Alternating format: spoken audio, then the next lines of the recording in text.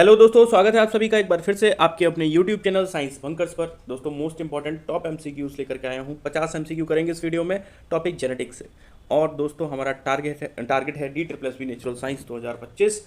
और ये जितने भी क्वेश्चंस मैं आपको 50 के 50 क्वेश्चंस कराऊंगा, बहुत कम ड्यूरेशन में कराऊंगा। साथ में हम ये भी देखेंगे कि कौन से एग्जाम में किस ईयर में आए हुए हैं। सारे क्वेश्चन कहीं ना कहीं गवर्नमेंट टीचिंग एग्जाम में आए हुए हैं। चलिए स्टार्ट करते हैं। क्वेश्चन नंबर 1 है, who is regarded as father of genetics. तो ये हमें पता होना चाहिए दोस्तों, इंपॉर्टेंट क्वेश्चन है। मेंडल जो है वो फादर ऑफ जेनेटिक्स के नाम से जाने जाते हैं। ये पहले पर्सन थे जिन्होंने बायो के साथ में मैथ्स के अपने फॉर्मूलेज का यूज़ किया और हमारे सामने एक नई ब्रांच ऑफ बायोलॉजी रखी जिसका नाम है जेनेटिक्स दोस्तों, है ना।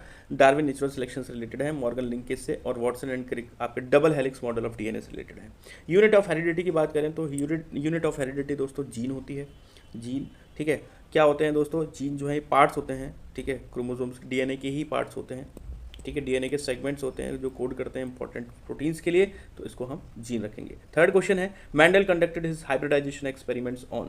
जो मेंडल के हाइब्रिडाइजेशन एक्सपेरिमेंट थे दोस्तों वो गार्डन पी पे थे। इसका नाम पाइसम सतैवम, ठीक है, साइंटिफिक नेम पाइसम सतैवम। क्वेश्चन नंबर 4 की बात करें, alternative forms of gene. Alternative forms of gene को हम क्या बोलते हैं दोस्तों, एलील्स होते हैं, ठीक है। इंपॉर्टेंट क्वेश्चन है, बढ़िया क्वेश्चन है। ये एग्जाम में आया हुआ है, NVS TGT 2017 के एग्जाम में दोस्तों, है ना। तो एलील्स इसका करेक्ट आंसर होने वाला है, ठीक है। फोर्थ ऑप्शन रहेगा option number A. Fifth question देखते हैं, physical expression of a gene is known as. देखिए, फिजिकल एक्सप्रेशन को हम बोलते हैं फिनोटाइप, और जेनेटिक एक्सपीरियंस को बोलते हैं, जो जीन एक्सप्रेशन होता है उसको हम जीनोटाइप बोलते हैं। तो यहाँ पे फिजिकल एक्सप्रेशन पूछा है तो ऑप्शन जाएगा बी, यानी कि फिनोटाइप। नेक्स्ट क्वेश्चन की तरफ बढ़ते हैं। क्वेश्चन नंबर 6 है दोस्तों, monohybrid cross. In monohybrid cross phenotypic ratio in F2 generation. Phenotypic ratio देखिए जो F2 जनरेशन में रहता है दोस्तों वो 3:1 रहता है। देखिए, डाई हाइब्रिड क्रॉस की बात हो रही है, मोनोहाइब्रिड क्रॉस की इसमें पहले ये चेक करेंगे। तो दोस्तों ये मोनोहाइब्रिड क्रॉस की बात हो रही है, और मोनोहाइब्रिड क्रॉस में जो रेशियो होता है वो कितना होता है, 3:1। अगर ये डाई हाइब्रिड होता तो होता 9:3:3:1, ठीक है दोस्तों। क्वेश्चन नंबर 7, KVS TGT 2015 में आया हुआ है। A cross between two individual of differing in two characters is called. Cross between two individuals differing in two characters is called. दोस्तों इसको हम डाई हाइब्रिड क्रॉस बोलते हैं, है ना। दो कैरेक्टर्स लिए हैं तो dihybrid cross. Then the law of segregation is also known as. देखिए, law of purity of gametes के नाम से जाना जाता है। बहुत इंपॉर्टेंट क्वेश्चन है। लॉ ऑफ सेग्रीगेशन को हम law of purity of gametes के नाम से भी जानते हैं। Question number 9, independent assortment occur due to.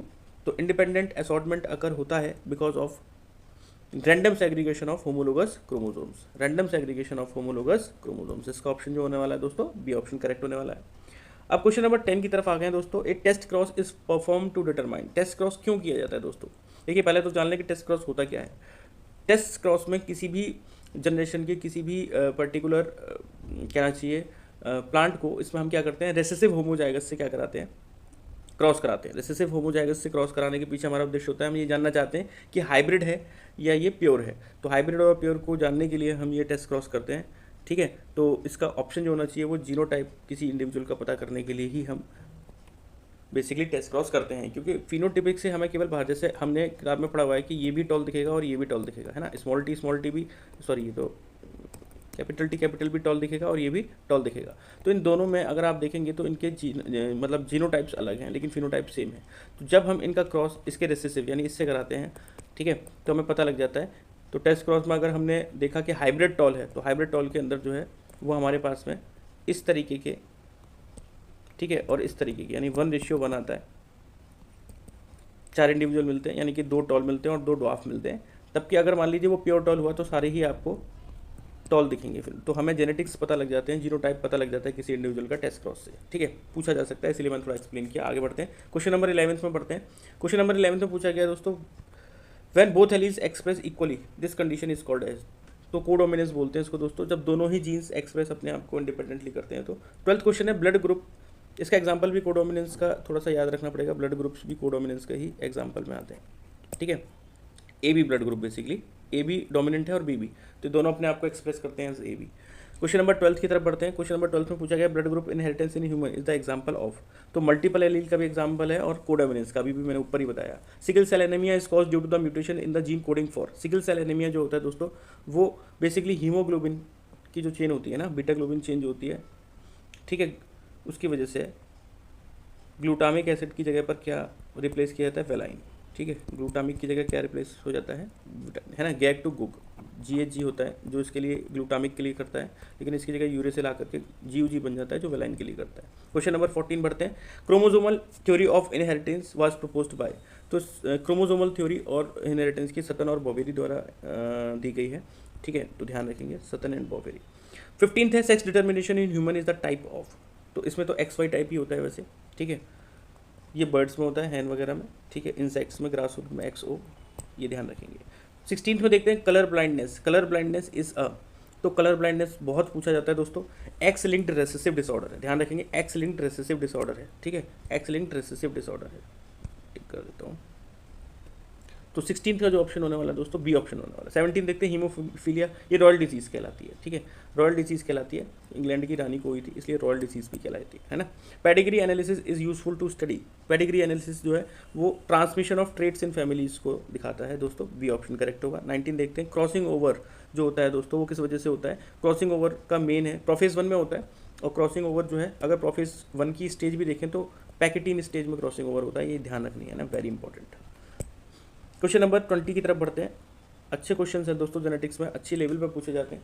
Jeans located close to each other on a same chromosome, same chromosome पर जो जीन्स होती हैं दोस्तों उसको लिंक्ड जीन बोलते हैं, ठीक है, बहुत क्लोजली रिलेटेड होती है एक दूसरे से, ठीक है, लिंकेज की यहीं से हुई, मॉर्गन ने लिंकेज दिया, ध्यान रखेंगे। Distance between two genes on a chromosome is measured in, ठीक है, तो किस में नापी जाती है डिस्टेंस, सेंटीमॉर्गन्स में नापी जाती है, सेंटीमॉर्गन्स, मॉर्गन नहीं दिया है, बी ऑप्शन करेक्ट होगा। अच्छा क्वेश्चन, CTET 2018 में। Condition in which an individual has only one set of chromosome is called as, एक ही सेट है क्रोमोसोम का दोस्तों, इसको बोलते हैं हम हैप्लॉइड क्रोमोसोम। आप लोग अगर अभी तक अपनी कॉपीज़ और पेन के साथ नहीं बैठे हैं, प्लीज़ कॉपी पेन के साथ बैठे हैं, वीडियो को पॉज कर लें, उसके बाद अपने आंसर्स भी मार्क करें और देखें कितने करेक्ट हो पा रहे हैं, और कमेंट सेक्शन में बताएं कितने स्कोर कर पा रहे हैं आप। ये अच्छा क्वेश्चन का वीडियो है दोस्तों, जल्दी से करेंगे। Process of formation of RNA from DNA, देखिए DNA से RNA का बनना, ठीक है, DNA से RNA का बनना जो है ये ट्रांसक्रिप्शन कहलाता है दोस्तों, है ना, ट्रांसक्रिप्शन। और इसी RNA से जब प्रोटीन बनते हैं तो हम इसको ट्रांसलेशन बोलते हैं, ट्रांसलेशन बोलते हैं, ठीक है। Genetic material in most organism, ज़्यादातर जेनेटिक मटेरियल जो होता है दोस्तों DNA ही होता है। 24th का ए ऑप्शन करेक्ट जाएगा। 25th में देखते हैं DNA was first isolated by, पहली बार जो DNA आइसोलेट किया गया दोस्तों वो फ्रेडरिक मिशन ने किया, ठीक है, क्वेश्चन नंबर 25 का सी ऑप्शन। 26 की तरफ बढ़ते हैं। Transforming principle was given by, ये ट्रांसफॉर्मिंग प्रिंसिपल आपको अगर 12th क्लास में अगर आपके पास में आई होती तो आपको पता होगा कि ग्रिफिथ ने किया है, माइस के ऊपर किया था, ठीक है, और इसमें आपको ये भी पता होना चाहिए कि इन्होंने R स्ट्रेन और S स्ट्रेन बैक्टीरियाज लिए थे, वायरुलेंट और नॉन वायरुलेंट। 27th की तरफ बढ़ते हैं। 27th में हार्से और चेस का जो एक्सपेरिमेंट था दोस्तों वो किस पे था, वो बैक्टीरियोफेज और ई कोलाई पे, ये देखने के लिए कि ये कंफर्म करने के लिए कि DNA ही जेनेटिक मटेरियल होता है, इसलिए था ये एक्सपेरिमेंट।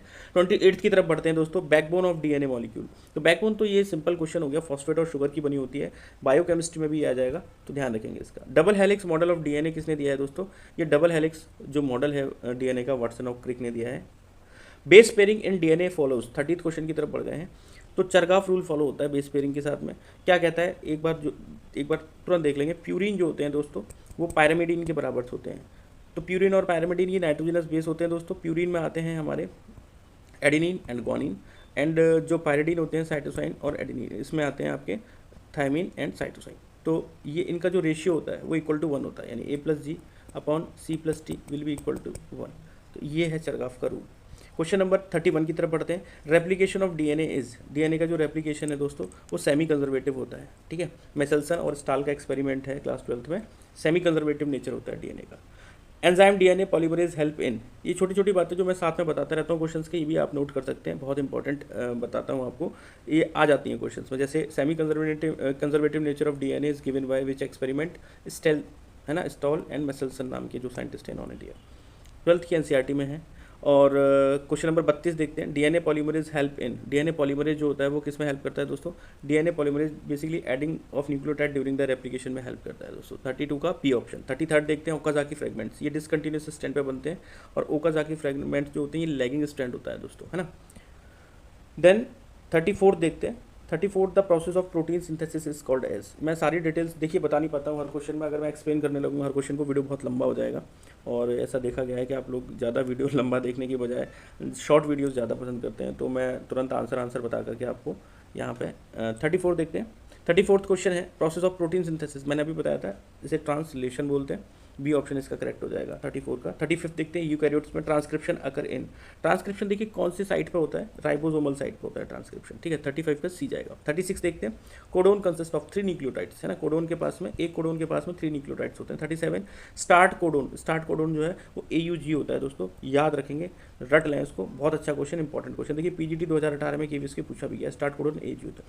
स्टॉप कोडोन भी ध्यान रख सकते हैं, जो ट्रांसलेशन को बंद करवाते हैं, एंड करवाते हैं ट्रांसलेशन को। तो स्टॉप कोडोन जो है वो 3 है, UAA, UGA और आगा, ठीक होगा, UAG, ये 3 होते हैं दोस्तों।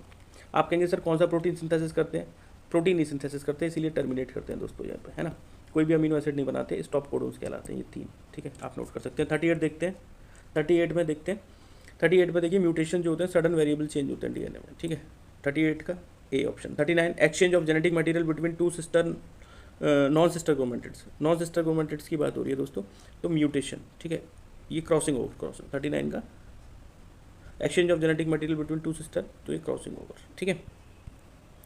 क्वेश्चन नंबर 40 की तरफ बढ़ते हैं। Person who worked on Drosophila and explain linkage, ये कौन थे, मॉर्गन, जैसे मैं आपको बताते हूँ। क्वेश्चन नंबर 40 का जो है वो दोस्तों वो जाएगा ऑप्शन मॉर्गन का। Then number of chromosome in human gametes is, human gametes में नंबर ऑफ क्रोमोसोम जो होते हैं दोस्तों वो कितने होते हैं, 46। गैमीट पूछा, सॉरी 23, है ना, गैमीट्स हैप्लॉइड होते हैं 23, टोटल क्रोमोसोम 46, गैमीट्स में 23, ठीक है दोस्तों। आगे बढ़ते हैं। A human female with Turner syndrome has chromosomal constitution, तो ह्यूमन फीमेल है, टर्नर सिंड्रोम, है ना, तो ये जो वीमेन में होता है टर्नर सिंड्रोम, और इसके अंदर एक क्रोमोसोम कम हो जाता है, 45 क्रोमोसोम होते हैं, तो एक्स का, 42 का बी ऑप्शन दोस्तों, ठीक है। Question number 43 Klinefelter syndrome occur due to, Klinefelter syndrome जो होता है दोस्तों XXY कंडीशन होती है। Question number 44 Down syndrome is caused by trisomy of 21st chromosome, important question है, बहुत इंपॉर्टेंट क्वेश्चन है, जरूर याद रखें। 45 देखते हैं, in human the sex of the child is determined by both, ठीक है, बोथ पेरेंट इक्वली, ठीक है, दोनों ही पेरेंट डिसाइड करते हैं। 46 है एपिस्टेसिस, एपिस्टेसिस जो होता है दोस्तों वो किस लिए होता है, देखिए जहाँ पर एक जीन दूसरे जीन के इफेक्ट को भी अल्टर कर दे, इसको हम एपिस्टेसिस बोलते हैं। तो इसमें interaction between the 2 genes, A option जाएगा, ठीक है, बिटवीन द 2 जीन्स, ठीक। 47 है पॉलीजेनिक इनहेरिटेंस ट्रेट लाइक, है ना, देखिए पॉलीजेनिक इनहेरिटेंस का मतलब होता है जब 2 या 2 से ज़्यादा, मतलब 2 से ज़्यादा मिलकर के जो जीन्स होती हैं वो एक ही कैरेक्टर को कंट्रोल करती हैं, उसको पॉलीजेनिक इनहेरिटेंस बोलते हैं। इसमें जो पॉलीजेनिक इनहेरिटेंस है उसमें कौन सा ऑप्शन इसमें से सही हो सकता है दोस्तों, देखिए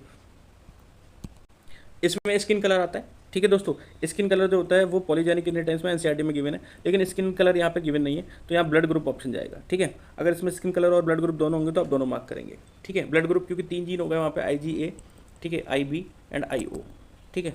देन 48 देखते हैं, human genome project was completed in, तो अभी देखिए कंप्लीट जब हुआ है 2005, ठीक है, 2005 का ऑप्शन था एक, तो दूसरा एक 2023, 3 भी है, हाँ ठीक है, तो 3 ऑप्शन जाएगा। अप्रैल 2003 में कंप्लीट हुआ, ठीक है, ऑफिशियली जो है अप्रैल 2003 में कंप्लीट हुआ। 49 देखते हैं, smallest unit of DNA packaging in chromosome, smallest unit जो होती है DNA की दोस्तों, उसमें smallest unit of DNA packaging in chromosomes is, ये न्यूक्लियोसोम होनी चाहिए, ठीक है, न्यूक्लियोसोम होगी, है इसमें बी ऑप्शन करेक्ट, ठीक है, न्यूक्लियोसोम।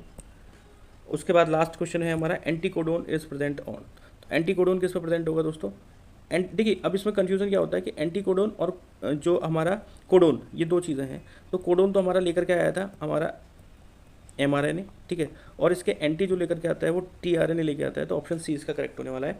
आपको कितने मार्क्स आप स्कोर कर पाए इसमें कमेंट सेक्शन में लिख करके बताएं। यहीं तक हमारा वीडियो था दोस्तों, और ये भी बताएं कि और कौन से टॉपिक्स आपको इस पर्टिकुलर बायो उससे चाहिए, ठीक है, मुझे ज़रूर बताइए कमेंट्स में। थैंक यू सो मच दोस्तों।